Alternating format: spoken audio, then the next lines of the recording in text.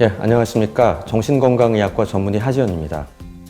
여러분들 아이가 한 초등학교 6학년, 5학년 이때쯤 되면 어떤 작은 변화가 일어납니다.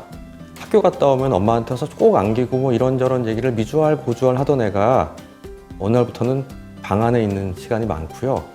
방문도 항상 열어놨다가 문을 닫고 있습니다. 또 뭐 좀 어질러서 뭐 한마디 하면 갑자기 눈물을 뚝뚝 흘리거나 큰 소리를 꽥 지릅니다. 그래서 이게 뭐야 하고 사람들한테 물어보면 한숨을 푹 쉬면서 약간 안도의 위로의 말을 합니다. 애가 사춘기 왔나 봐 하면서요. 근데 우린 지금까지요 사춘기라고 얘기하고요. 또 청소년기가 왔다 그러면 뭐 중2병 이런 얘기 하잖아요. 1318 그러니까 중고등학교 때만 생각했는데 이 상황이 되게 빨라지고요. 다음에 대학생들 중에도 여전히 청소년 같은 사람들 많습니다. 자, 저는 그래서 오늘 사춘기가 와서 애들이 되게 이상해졌는데 이게 뭔가에 대한 이야기를 여러분들과 하려고 합니다. 강아지가 있고 개가 있고요. 병아리가 있고 닭이 있어요. 근데 청소년 개는 없죠. 청소년 닭도 없고요. 사람한테만 있는 겁니다. 원래 병아리가 닭이 되는 건 성체가 되는 거죠. 즉 새끼를 낳을 수 있는 그런 개체가 되는 그런 건데 옛날에는 아이와 어른만 있었어요. 실제 우리 몸도 그런 거고요.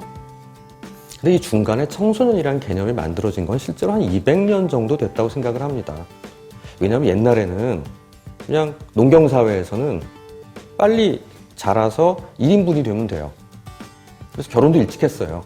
여러분들 우리 춘향전에 이도령, 춘향이 실제로 15살, 16살이라는 얘기가 있고요. 로미오와 줄리엣도 마찬가지라는 얘기가 있습니다. 근데 18세기, 19세기에 이제 산업혁명이 일어나고 난 다음에는요, 농사 짓는 데는 별로 이렇게 공부가 필요 없는데 도시에서 공장에서 일을 하거나 어떤 사무직을 하기 위해서는 조금 교육이라는 게 필요한, 다 같이 좀 가르치는 시기가 필요하다라는 사회적 합의가 일어났습니다. 그 시기를 모라토리움이라고 얘기하는데요. 그 시기 동안은 어른으로 치지 말자라는 생각을 하게 됐어요. 그래서 우리가 그때 학교도 다니고 그렇게 되는 거죠. 그리고 난 다음에 한 18, 20살쯤에 세상에 내보내야지 1인분이라고 치자라는 게 1800년대 초반, 중반부터 유럽을 중심으로 일어나게 됐는데 나중에 심리적인 측면에서 보니까 꽤 의미가 있다라는 생각을 하게 됐습니다. 그런 면에서 우리는 사춘기와 청소년기가 구별이 되는 거예요. 제 입장에서 말씀드리면 사춘기는 좀 생물학적인 거고요. 청소년기는 사회심리적인 거다라고 구별해서 보시면 조금 쉽습니다. 사춘기가 처음 시작하는 건 생물학적 변화와 함께 시작합니다. 그러니까 여자애들 보면 초경, 남자애들은 콧수염 살살 나면서 변성기가 오는 거. 여자애들이 한 2살 정도 빠르고요. 초등학교 5학년? 근데 그게 한 4, 50년 사이에 한 2, 3년 정도 빨라졌어요. 저는 이제 50살 좀 넘었는데 제가 초등학교 때 우리 국민학교 다닐 때만 해도요. 브래지어 차고 다니는 친구가 거의 없었어요. 근데 지금은 한 6학년? 빠르면 5학년 말쯤에 초경을 시작합니다. 즉 사춘기의 시간이 빨라졌어. 자, 그럼 우리 어른이 되는 거에 대한 시기 생각해보죠. 그러니까 시작은 빨라졌어요. 중학교보다는 조금 1, 2년 빨라졌고요. 한 10살, 11살?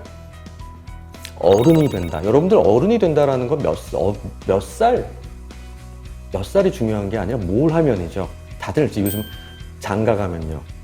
취업하면요. 자, 우리나라의 취업 연령, 결혼 연령 30세 넘어갔습니다, 지금 시작은 10살, 끝은 30살이에요. 그러니까 청소년기라고 얘기할 수 있는 기간이 20년입니다. 뇌의 변화를 봐도요, 한 25살까지 뇌가 발달한다고 알려져 있습니다. 자, 그런 면에서 옛날에는 청소년기다, 사춘기다, 1318, 13 중1부터 고3까지라고 생각했는데 지금은 1025, 10살에서 25살, 길게 보면 30살 정도까지 꽤 넓은 기간의 개념이니까 이 개념을 좀 잘 이해하는 게 우리 아이들을 잘 파악하는 데 중요하다라는 말씀 드리고 싶습니다. 그래서 청소년기의 변화에 대한 이야기들 몇 가지 말씀드리려고 해요. 첫 번째, 아이가 소리를 지릅니다. 꽥 소리를 지르는데 자기도 지 소리를 지를 때 놀라요. 왜 그러냐면 아이의 몸에서 호르몬의 변화가 오거든요. 남자애들은 남성 호르몬이 나오고 여자애들은 여성 호르몬이 나와요. 그래서 감정이 출렁출렁하기 시작합니다. 남자애들 경우 막 힘이 넘칩니다. 근데 그걸 제어할 수 있는 능력은 아직 떨어져요. 그래서 그래요. 저는 그래서 쉽게 이렇게 말씀드립니다. 우리 경차 모닝 있잖아요. 아이의 몸은 아직 그 정도인데 뇌에서 충동 조절하는 능력의 엔진은 소나타 엔진이 탁 하고 들어간 거예요. 그러니까 엑셀을 살짝 밟았는데 차가 빵 하고 나가는 거죠. 근데 그걸 브레이크랑 핸들은 모닝 거예요. 그러니까 조절이 안 돼, 이게. 그러니까 자기들도 소리 지르고 놀라요. 이런 변화가 옵니다. 그러니까 놀라지 마세요. 놀라면은 아이는 자기가 이렇게 했더니 엄마가 무서워하네 라는 걸 알면서 상황이 역전이 될 수가 있어요. 많은 어머니들이 얘기합니다. 애가 무서워요. 우리 애가 이상해졌어요. 겁이 나요. 하지만 아이도 되게 겁먹고 있어요, 지금. 왜냐면 자기가 조절이 안 되는 걸 알거든요. 또 가만히 좀 두면요, 와가지고 막 안겨요. 조금 지나면. 왜냐면 호르몬이 계속 올라가 있는 게 아니거든요. 그러면서 아이한테 좀 안정이 된 다음에 이야기를 하면 됩니다. 너도 놀랐지. 근데 네가 감정이 지금 출렁출렁 할 때야. 근데 그때 막 소리 지르거나 행동을 막 하는 것보다는 차라리 조금 안정이 된다고 그때 얘기하자 라고 이야기를 하는 것입니다. 즉, 이 시기는 아이의 몸이 어른의 몸이 돼가는 과정에 아직 익숙하지 않아 생긴 일이다 라고 받아들이시면 좋겠다는 겁니다. 두 번째 얘기 드릴게요. 이제 머릿속이 되게 복잡해지기 시작합니다. 이렇게 뇌가 발달하면서요, 감정과 생각이 굉장히 복잡해지기 시작합니다. 저는 그걸 추상적 사고 능력이 생긴다라고 1차적으로 말씀드립니다.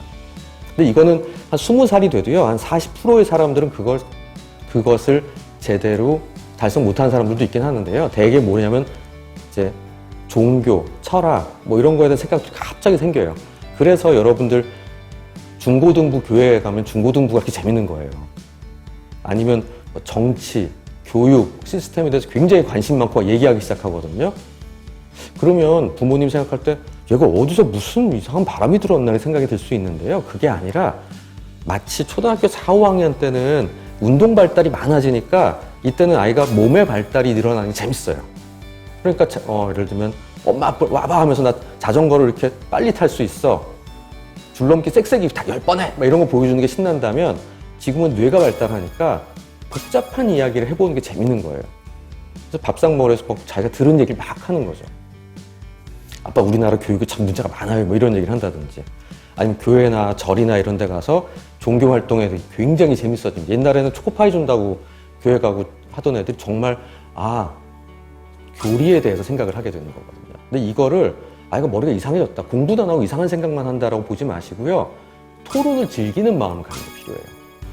왜냐면 이게 그 부분이 간질간질한 거예요.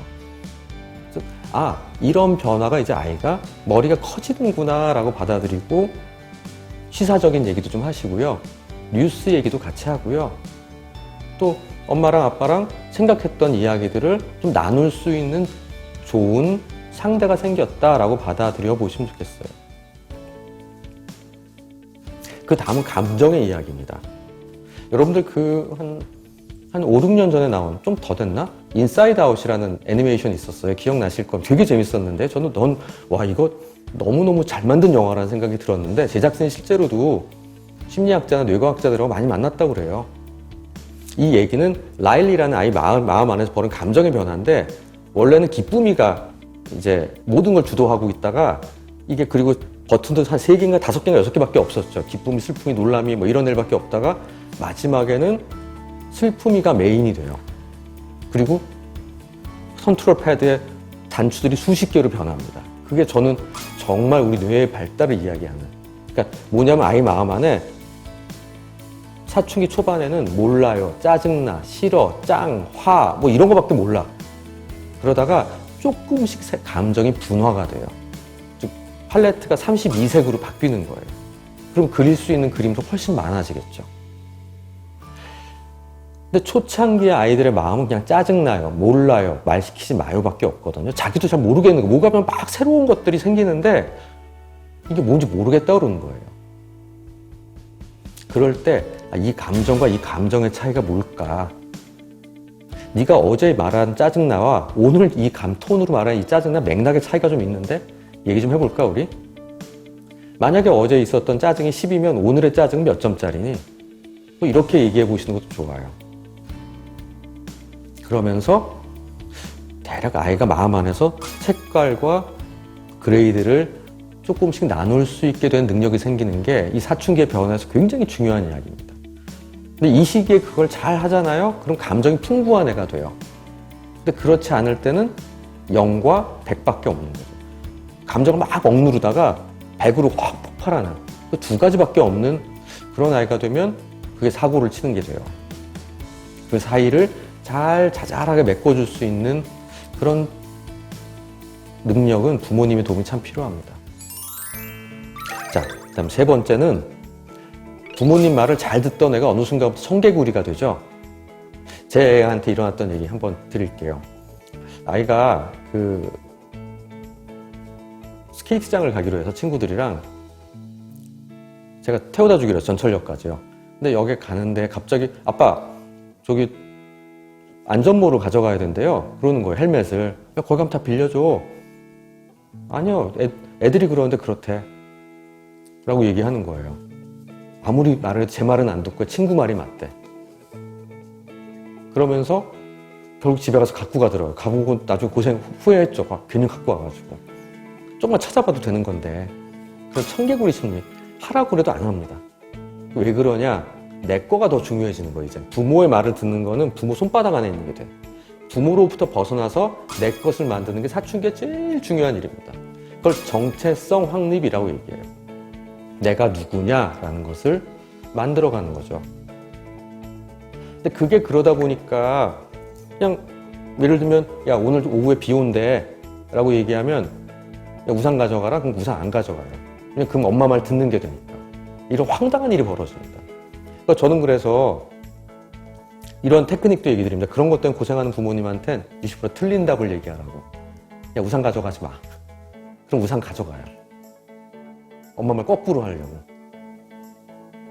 물론 굳이 그렇게까지 할 필요는 없겠지만 그러니까 아이는 그때는 그런 마음이 더 큰 거예요. 그러니까 청개구리 심리가 엄마가 미워서 그런 게 아니라 내 걸 만드는 과정에 저게 싫다라고 얘기하는.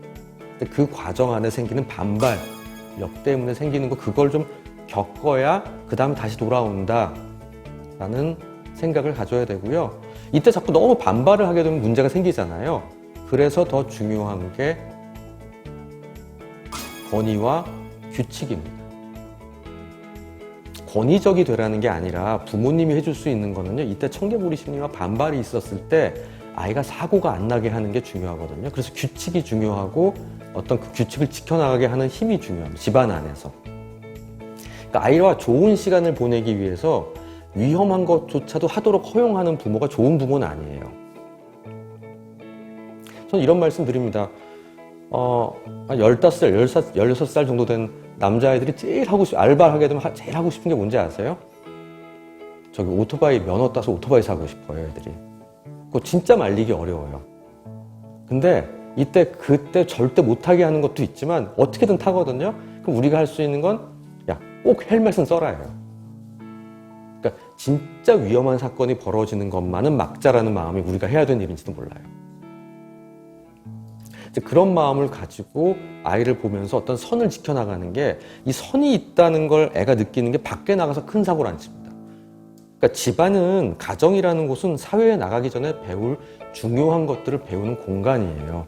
근데 여기서 너무 평화롭게 지내고요. 모든 게 다 허용이 되면 나가서도 그런 줄 알다 크게 다칩니다.